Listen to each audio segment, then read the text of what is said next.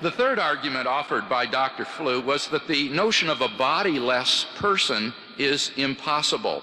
But I have two responses to this. In the first place, notice that he gave no proof of this. He gave no argument. He just asserted it's impossible. I want to see a proof of that. That's like saying, I want to see proof of Newton's first law of motion, or I want to see proof of the law of conservation of energy. Neither of these things have been proven incontrovertibly. We believe these laws are impossible to violate for the same reason we believe that minds cannot exist without bodies. Over billions of observations, we've never seen anything that convincingly indicates an exception. I also argued that the facts of the empty tomb, the appearances of Jesus, and the origin of the disciples' faith are best explained by the hypothesis of the resurrection of Jesus.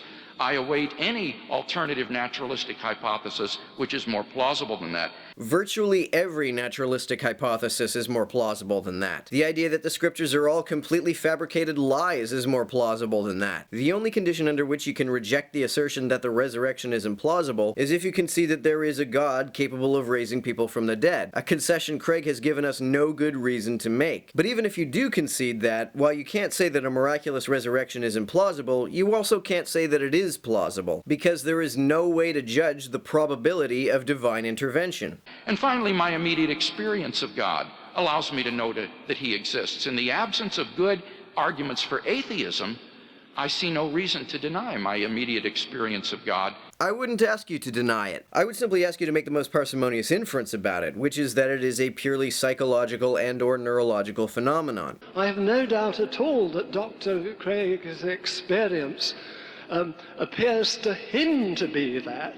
But this is a matter in which the subject's testimony is not authoritative. Craig has admitted elsewhere that this is not really an argument for God per se, but rather an argument that his own personal belief in God is warranted. I would agree with William James's assertion that such a belief is within one's epistemic rights, as long as one acts upon it only at one's own risk. Craig, of course, is not content to do this. He tries to convince other people to believe it and live their lives according to it as well.